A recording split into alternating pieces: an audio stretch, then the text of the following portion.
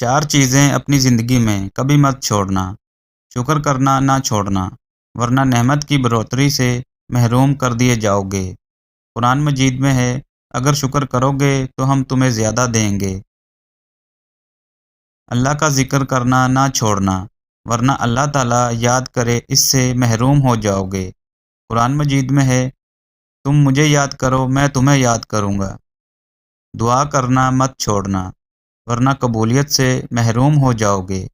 قرآن مجید میں ہے، مجھ سے مانگو میں تمہاری ہر دعا قبول کروں گا۔ استغفار کرنا مت چھوڑنا، ورنہ نجات سے محروم ہو جاؤ گے۔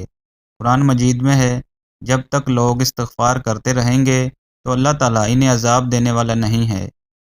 15 شعبان میں 14 قسم کے آدمیوں کی مغفرت نہیں ہوگی۔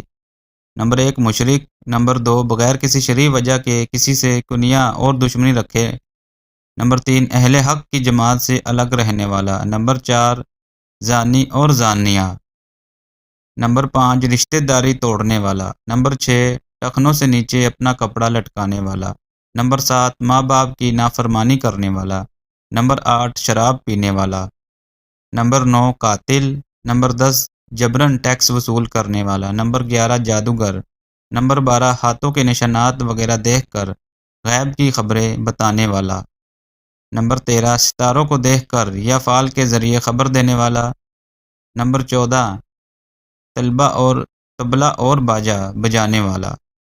رسول اللہ صلی اللہ علیہ وسلم کی 7 نصیحتیں۔ نمبر 1 اچھی طرح وضو کرنا آدھا ایمان ہے۔ نمبر 2 الحمدللہ کہنا میزان اور ترازو کو اجر سے بھر دیتا ہے۔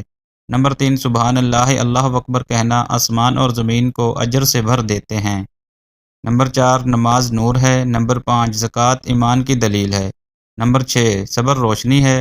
نمبر 7 اور قرآن مجید حجت ہے تیرے حق میں یا تیرے خلاف۔